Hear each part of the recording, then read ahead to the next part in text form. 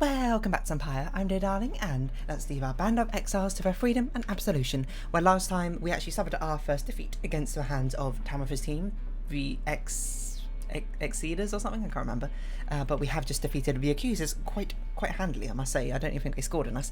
So anyway, after you bested the accusers and have a one-sided contest, I didn't actually realise there was flavour text about it. There's little time for you to rest, as yet. The night beckons, and the next rite reveals itself to be a vital one. It is already time, reader. Come see for yourself. The coldness of a season now presents to us another chance. Was that only after 2 rites? It is getting faster and faster. He adds that straight away and you follow him in turn. So Sir Gilman's going to be liberated this time. Or Joe Dario. I don't know. Indeed, among the remaining stars you see one which you are familiar with now burns ever brightly. Path to freedom is laid bare before you. At a usual liberation rite. Was this only after 2? I think this might have only been after 2 rites. Last time. Who are we against? We're against Tamitha. Oh no. my greatest weakness. But we won't have a great in Titans. The Titan stars are weighing us down this time. Already are the Nightwings summoned back to Mount Elodial. Oh, do you think they gained a lot of reputation because they defeated us? I should have checked the book. Picture the Rites as a wheel broken free from a black wagon. It is turning on uncontrollably, and soon it shall reach a sudden stop. I feel like I changed your voice somehow, Wolfhead. We shall have several chances left for someone to go free. Either us or else our adversaries, but not both. What is at stake each time is a further complication now, I must admit, knowing we have so few opportunities remaining. Those whom we send back to the Commonwealth, should our plan somehow fail, they may look back upon their exile with fondness. So returning to the Commonwealth is not inherently a mercy, I don't think. Moreover, there are those among us whom we count on to prevail in rights. We need them on the Nightwings just as much as we need them on the Commonwealth. We cannot simply grow our numbers here given the circumstances. And so, who stays? Who goes? These choices affect us all, of course. No pressure there, my girl. No pressure whatsoever. Now, I don't know about you, but I shall go and take my leave for now. Let's set forth again at daybreak. You know, I'm a leader. People, you know, the teammates, they look up to me. I've got to make these difficult decisions. Hello, Joe Dario. You approach Joe Dario, who seems to be busy explaining something to Sir Gilman. And so, fainting left against him proves to be reliable. They all lead with their right wings when they choose to strike. They're quick, but can leave themselves quite vulnerable. Such sage counsel, madame. This knight feels most emboldened should he ever be forced to confront the high-wing remnants in single combat. Pray you never shall. Being here, I suppose it is unlikely. She notices you then. Reader, the good knight and I were just comparing survival strategies we picked up on the blood border, reminiscing on old times, it could be called. Indeed, the good Joe Dario has volunteered to be this knight's master-at-arms, should we ever achieve our liberty together, and this knight humbly accepted. What? What? I said no such thing. I owe you nothing, worm. Ah, but the finest lessons are the harshest made, madame. This knight is overjoyed that you would thusly train him as your protege. Oh, said Gilman. Reader, spare me, please. You somehow managed to steer the subject back to military tactics. This knight is most impressed with your familiarity with the finer points of being sliced to ribbons by the highway remnants, master reader. So Gilman and Joe Dario continue a conversation for some time. You sense they're in relatively good spirits, all things considered. Nice. And that's probably good, because we're taking both of them, I think, to the next rite. Biolamphius, as the new greatest titan. How very crafty of our muzzled friend Eomir, but one quite so diminutive as he did manage to prevail against a hive titan called Biolamphius. To spoil of a valley, Biolamphius did fall at last into a deadly trap, which doubtless he deserved. Crushed under the weight of 16,000 tons of beetle dung, he was, though how Eomir gathered all this stuff only to send it crashing down, he has refused to say. Excuse me. From the hive titan flowed a fresh, rejuvenating spring which gladdens up the valley's desolation quite a bit.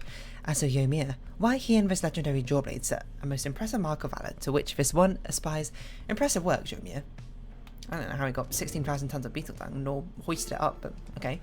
The accused is formed under Godofanian. He is a big man. He values justice, loyalty, and steadfastness. Godofanian.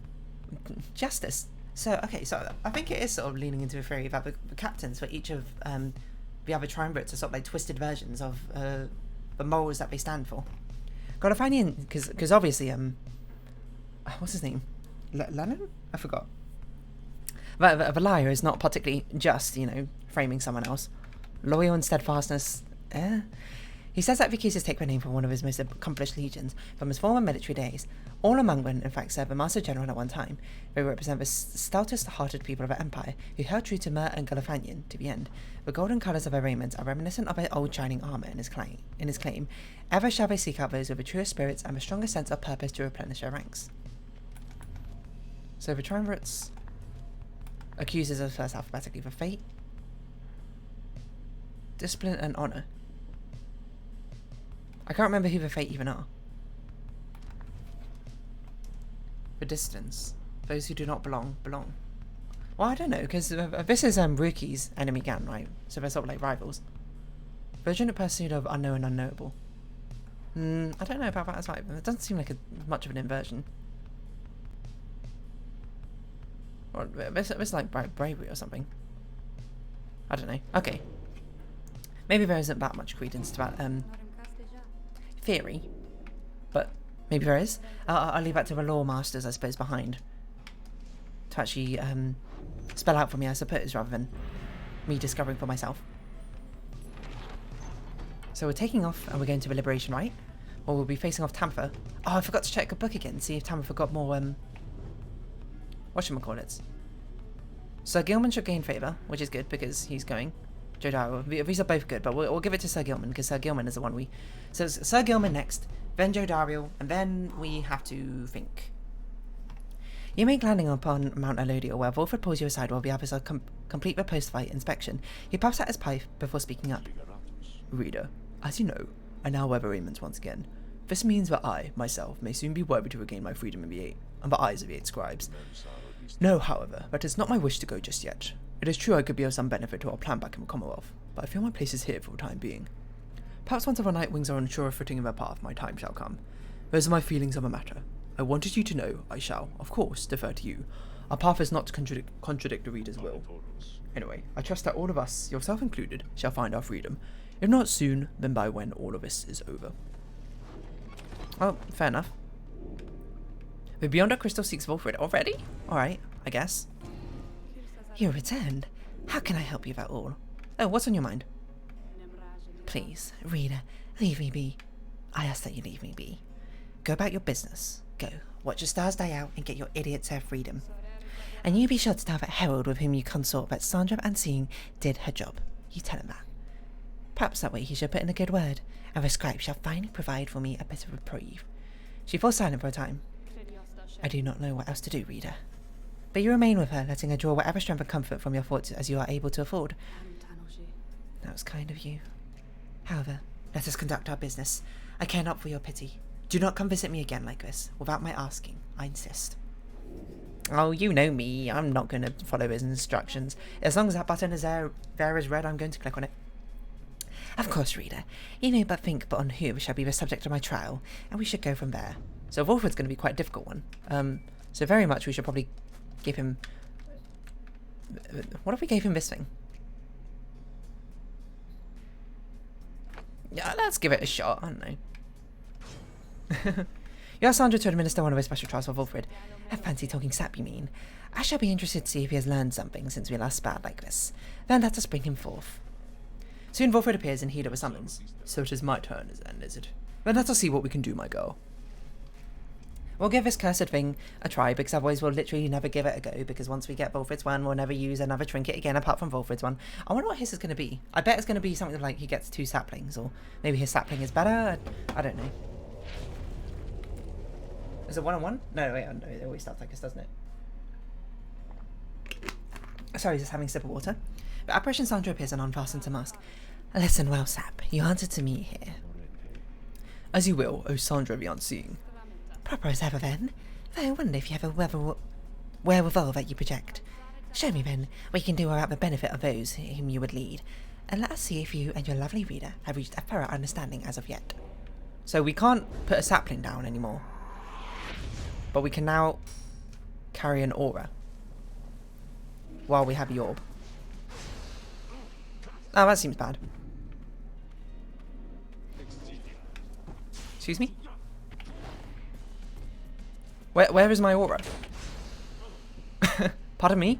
What happened to my aura? Okay, so this is a problem because my aura is not bigger than the demons. I think I've made a mistake.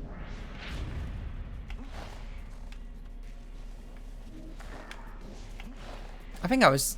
Oh, so after I dash, I lose my aura. Well, that's bad. So I can't blink while holding the orb. Oh, that's not good. That's all I can say to that. Right, this is going to be rather difficult. Don't... No. This is going to be impossible. This is legitimately going to be impossible. Especially if they don't try and like fire their thing at me, which is really annoying.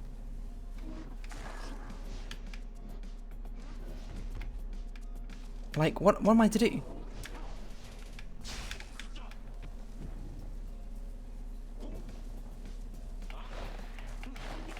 No, get in there.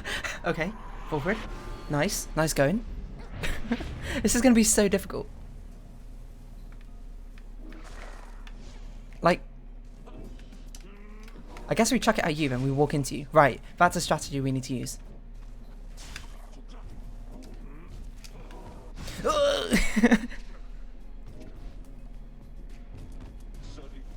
Alright, walk into you.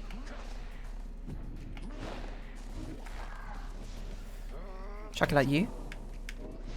Caught. Eliminated. Get in there!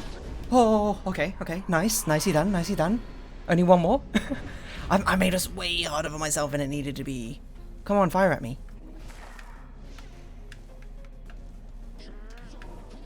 No! I didn't mean for that to happen. Alright, you just gonna, like, stand there? Guess I'll do that. I didn't shield. Right, well, we're gonna lose this one. Never mind. He just decided it wasn't worth it. It's such a big dash. I should see it coming as well, but, you know, somehow I don't every time. It's gonna... Really? Okay, well, I couldn't stop that, but it's fine. If anything, maybe we should have let Jodario's demons score, because she's the most annoying one of them all.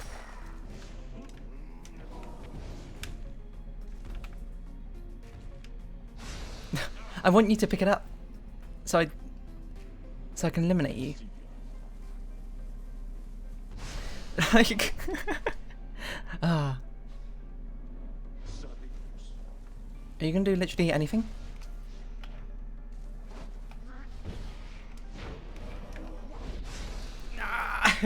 It's frustrating us. Okay, there's our opportunity. No. Okay, okay. Let's never use this trinket again. That was way harder than it needed to be. I can't believe that's... I don't know. I thought it would be a lot better than that, I'm going to be honest, but probably not on Wilfred, as it turns out, because, you know, he's got the mobile sapling, which is quite an important part of his kit, isn't it? But, you know, let's just say I was, you know, putting on the sandbags on my legs to make it a bit harder. I'm grateful for the privilege of your good time, good Sandra. Flattery shall never get you anywhere with me, Sap. Nonetheless, your performance was sufficient and you passed my test. Thus, congratulations are in order to you and to your lovely reader. Now, farewell. It's getting a bit hot, I'm going to take off my cardigan, if you don't mind. It's getting hot in here. So, I don't know. I think that was just a weird experience. I'm going to be honest, I made it harder than it needed to be, but... I'd not seen that Sandra in some time. She's not changed a bit. But it would seem she left something for us, did she? Lose bow. Volford blink ability transports him further than usual. 50%. I don't know if that's good, necessarily. His sisters, brothers, fathers, and mothers are all part of him. I mean, we might as well use a +10 on him, right? Because there's no one else as well we can use it on. Excuse me. To actually get the maximum efficiency from it. Jodario, Sagilman.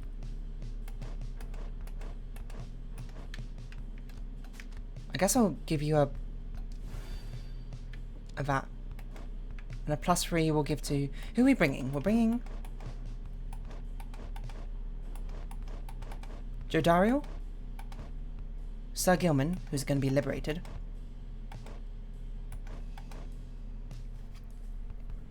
And either Volfred or Bertrude, probably. Or Pamitha. We could bring Pamitha. Who do we want liberated? Okay, so say out of a 6, we could only liberate 3. No, we could probably liberate 4, right? Because they'll probably end it with 2 people left over. That's my guess. Because that's when you can't do any more rites. So out of these 6, who would I liberate? Definitely Jodario, definitely Sir Gilman. Then probably Pamitha, and then out of these 3, I don't know. We'll see what Volfred wants to say, we'll see what May says. Probably May, I guess? I don't know, Volfred seems pretty chill back here, I'm not gonna lie. He seems like he'll do well for himself. Oh, man, oh yeah, so we shouldn't run Bertrude. We shouldn't run these 2 with Jodario, because Jodario adds fire. So let's run Pamitha, Jodario, and Sir Gilman as the centre, I think. Oh, that's inspiration.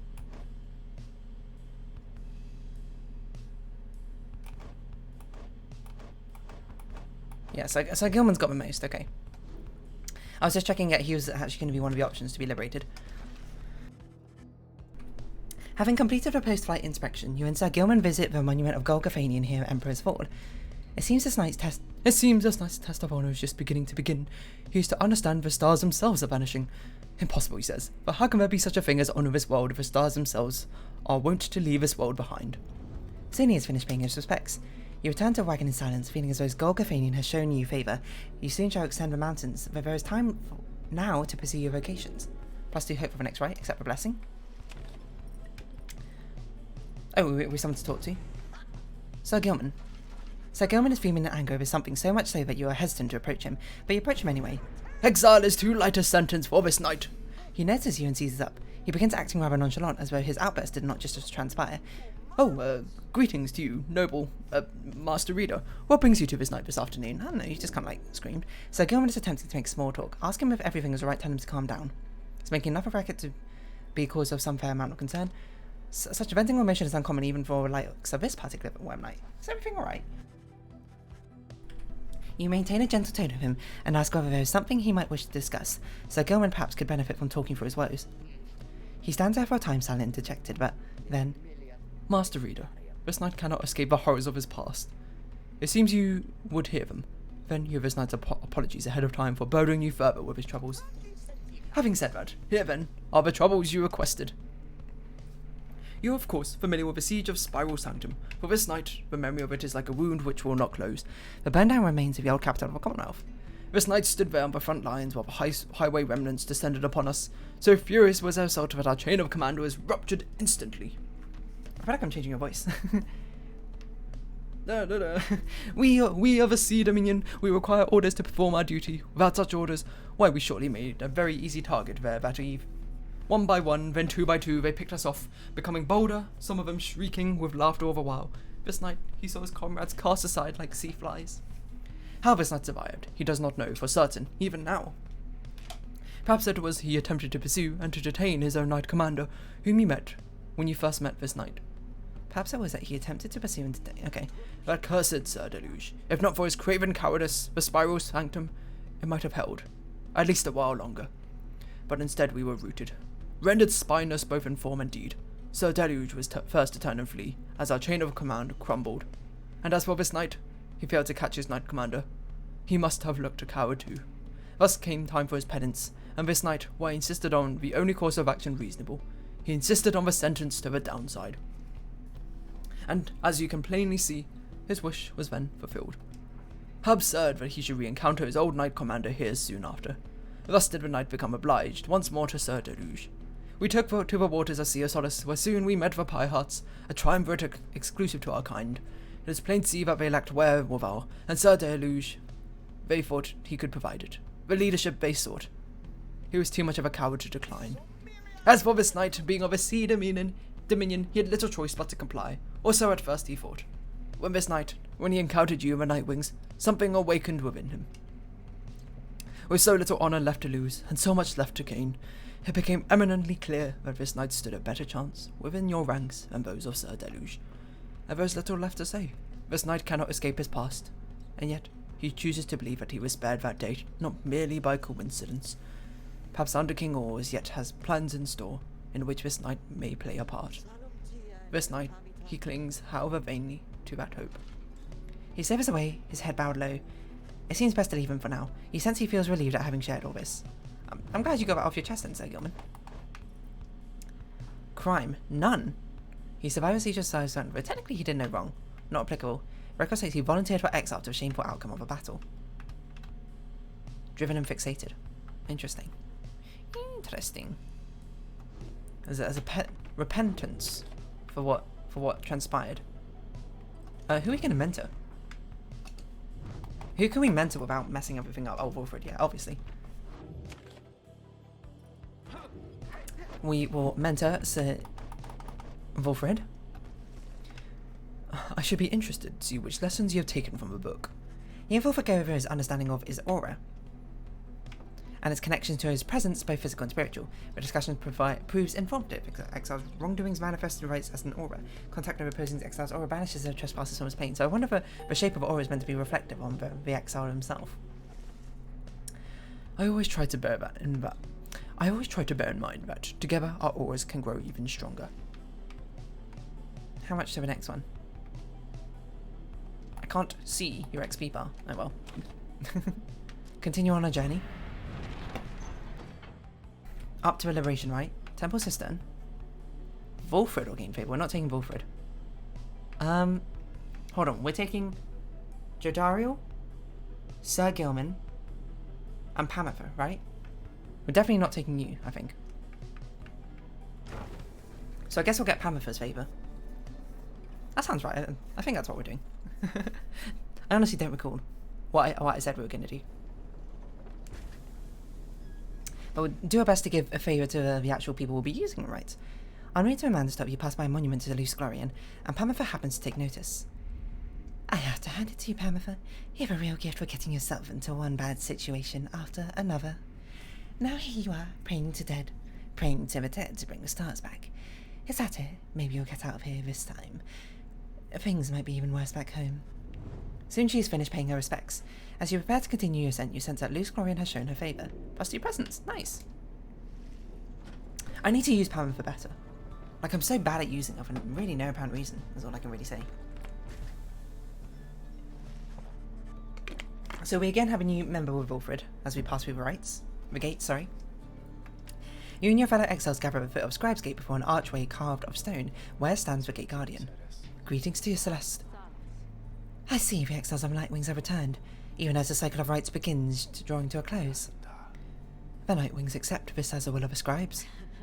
The Gate Guardian laughs at this, softly for some reason. And you, Tariq, do you accept their will as well? But the lone minstrel does not answer her. It is no matter. Now, Nightwings, each of you come forth and say what it is that you seek while crossing the Scribe's Gate. What happens with you when the stars all go out? One by one the Nightwings declare themselves, you all pass through as before. When Wilfred takes his turn, Celeste stops him. You, I see you have arraignments once again. Explain. The cycle of rites is ending. While I do not know exactly why, I have my fears. One of my contemporaries, he who fell from the summit long ago, he lives and seeks his liberty again. He stands against us now, and believes his triumvirate to be the true Nightwings, a splinter faction of a scribe's my favourite triumvirate led by the demon Orlek. I remember well the contemporary whom you mean. Then the Nightwings stand divided. Yes, and so I wear arraignments once again, in case that it may help to right this wrong. For I am Wilfred Sandalwood, and I seek liberty for each of us, so that one day we all might stand shoulder to shoulder on the other side, bring our freedom to the people there. She considers Wilfred's word for a moment. I see. Then move along. His intentions ring true, it seems. The Guardian of Scribe's Gate regards you all, and when she beckons you onwards, the 8 scribes bid the Nightwings welcome. Go forth with your glory. Celeste. What is it, Tariq? The will of the scribes. Long have we both followed. I think you would agree. In equal measure has it drawn us closer, separated us. But if our aim now is to keep us apart for another age or longer, then no, I do not accept their will. You blaspheme, Tariq, and at the gate no less. But below neutral simply puts his hat back on. And then maybe scribes themselves admonish me until tomorrow night, Celeste. Whoa. Things are heating up in the Scribes Gate fandom. No, I'm joking. Intriguing. All of this, to say the very least. I'm trying to think how things are going to pan out in the future of Pyre. Like, what's going to happen, you know, when the rites actually finish? I suppose that's going to be the end of the game, but I wonder if there's more to it. Having reached peak of Mount Alodio again, you see the vastness of the downside all around you. It leaves you deep in thought regarding which of your companions ought to go free this night, as Headwind did last time. It is Sir Gilman. This time. Hello, Wilfred. Wilfred looks up as you approach and smiles. I never thought I would be saying such things, my girl, but it's good to wear the raiments in the rites once more, for march of time does have a way of healing certain hurts. Besides, the Nightwings of today, we're very different beasts from the Triumvirate which took me in almost a decade ago. Ours was a Triumvirate of exactly 3, well, 4 Tizo, who proved to be an exception, though historically the Nightwings never took on more exiles than needed. I have mentioned my predecessor, Brighton, my former companions, Erisa and Orelek. Perhaps naively, I had hoped my time with them would not be relevant directly to what we now attempt, but seeing as our stories are now intertwined, do let me know if there is more you wish to learn of them. Asked about Nightwings, asked about Brighton, Erisa, Orelek, bit informed. Well, Brighton. Thus far, you only heard a passing reference of Wolford's predecessor Nightwings. She portrayed Orelek, causing Nora Nightwings to fall apart. Why would she do such a thing? The demon you met, what was he like before? Were he and Wolford close? You don't wish to judge up any more of Wolford's old enemies now. Ask about Brighton. Inquire about Brighton. You understand was liberated prior to when Wolford first joined the Nightwings. I never met Brighton in person, but I know him rather well by now. Though, for that matter, my girl, so do you. What? He studies your reaction for a moment, then. Brighton was born wealthy, but not special, otherwise. You would have no reason to have heard of him. He was exiled for negligent misconduct. I do not know exactly why, and do not care for spreading rumours. I first heard of him through Erisa and Orelek, who found me in a suitable replacement following his liberation. They spoke little of him. Orelek gave the impression they did not see eye to eye, but he assured me I soon would hear from him myself. Indeed, as I became accustomed to the book, which you now know well by now, I soon began to hear the voice. That's him? Wolford looks at you as if to see you yet take his meaning. You see, my girl, after Brighton's liberation, he assumed a new identity within the Commonwealth, a new responsibility to the Triumvirate which liberated him. Apologies, a little bit of a pause. Did I read us? You see, my girl, after Brighton's liberation, he assumed a new identity with the Commonwealth. Oh yeah, and we liberated him. So the voice is Brighton. Oh my god, I actually forgot we were in the middle of this, like, grand revelation. For unfortunately that pause came in. That voice you hear from time to time, whensoever the stars align, it's his. He's no longer Brighton. He's now known none other than Archjustice Androbelis IX himself, the Grand Judge and a figurehead under whose watch the Commonwealth is governed in this day. Those who violate the law of the Commonwealth face sentencing by his appointed Archjustice. Right. Is he on our side? Liberated exiles retain certain burdens to the old triumvirates. They have much to thank them for, not just their freedom, but their exalted status in the Commonwealth. The theocratic rulers of the Commonwealth. They do not wear masks and raiment simply for the sake of ceremony. They are not who they appear to be. Their public pasts are nothing but a fabrication. Like Brighton, they once were exiles too. Interesting, it's a whole thing around on exiles. Brighton, that voice. He has no love for either one of us by now. He knows full well about what we attempt to do, yet he is bound by the tradition of the rites. He shall always stand on ceremony and complain, but I think he knows deep down that he is powerless. Interesting. So, well, we're actually we're taking down the head of the old Nightwings, kind of. Oh no, I skipped past it. Hold on. This is where I sneakily open up the video mid-recording. Because I wanted to see what that thing was. That was the wrong video. This one. What was that dialogue line? Mute this.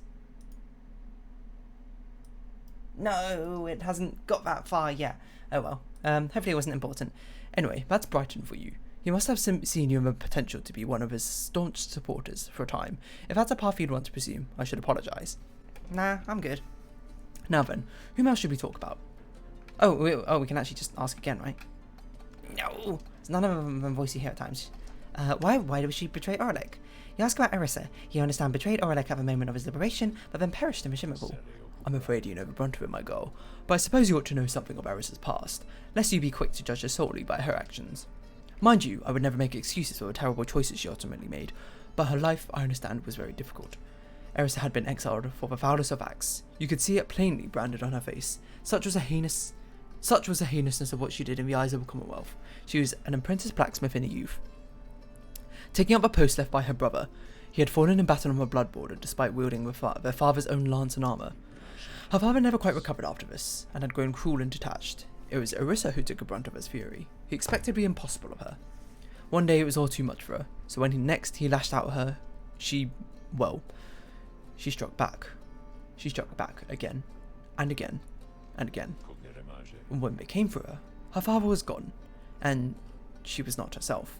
She was promptly cast into the downside of a crime where her hatred of the Commonwealth only grew. Erisa always was intense in her demeanour, haunted by her father's memory.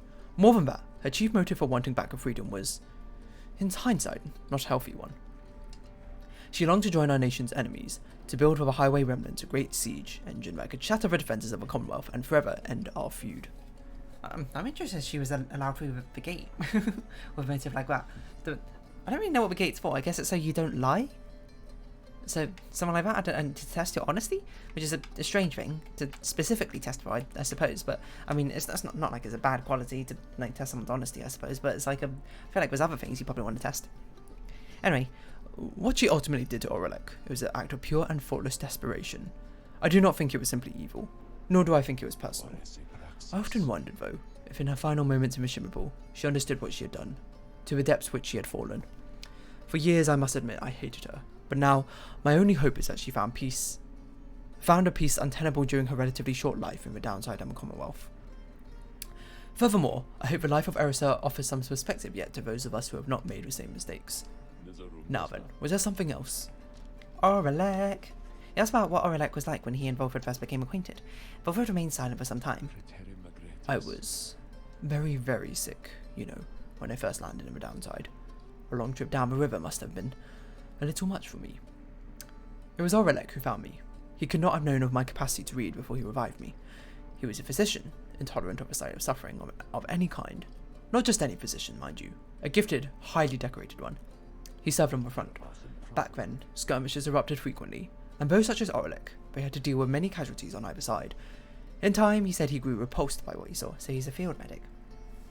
This sowed in his heart a yearning for an end to all of his bloodshed, so he tried to use his status to negotiate a treaty with the highway remnants. It must have gone about how you'd expect. He was given direct orders to return to the front, but when he refused to soil his hands again, they cast him to the downside. Here he gained the notice of the Nightwings, and before long he grew to be one of the finest right conductors anyone had ever seen. He was instrumental in the liberation of his companions, whose role in the triumvirate were later filled by Ursa and me. In time, Aurelek's own opportunity for freedom had come up. He longed for it, so that with his exalted status, he might stand a better chance of negotiating peace. However, on the evening of his liberation, well, you know the story from this point. Volfred breathed a heavy sigh. He and I were kindred spirits for a while. I could not bear to think that he was gone, and now, I still cannot entirely believe that he is back. He's our adversary now, transformed, grown cold. Still, part of me is happy that he lives. Make no mistake, of course, I shall not be swayed against our plan, not by Aurelek or anyone. As I've said before, we share a higher calling now. As for Aurelek, he wants his freedom, still. Although I wonder if he still remembers why. Anyway, was there something else, my girl? I don't think there's anything else, so we'll bid you farewell, but thank you for all the lore that you've given to us, Volfred. You bid Volfred a good afternoon and leave him with his memories. My pleasure, reader. Reflecting on the past from time to time helps demonstrate how far we've come, yet how much farther we have yet to go. Intriguing. Well, Volfred's planner, that's how we see Volfred, I forgot. I think we did actually gain a lot of standing from defeating us, it seems. It did say that people gain and lose more from taking part in rites against us. Like, these people are doomed. They're never going to get them. They're never going to get their chance of liberation. So it's probably you. Oh, do you think we fight each of them once? So we can only liberate 8 people. Maximum liberation, right? Interesting. We've liberated 3 thus far. So that would suggest 8 more. No, what? 5 more. 1, 2, 3, 4, 5. So all but 1. Interesting. I don't really know how to feel about that, but we've got to round off this episode here. I don't think we have nearly enough time to commence celebration right for now. So if you haven't been watching, thank you very much. It's been Pyre. I've been Dear Darling. Any likes, comments, subscription, shares are greatly appreciated. Join me, Dear Darling Discord. Follow me on Twitter down below. Hope we see each other again. But for now, it's our farewell. So until next time, bye bye for now.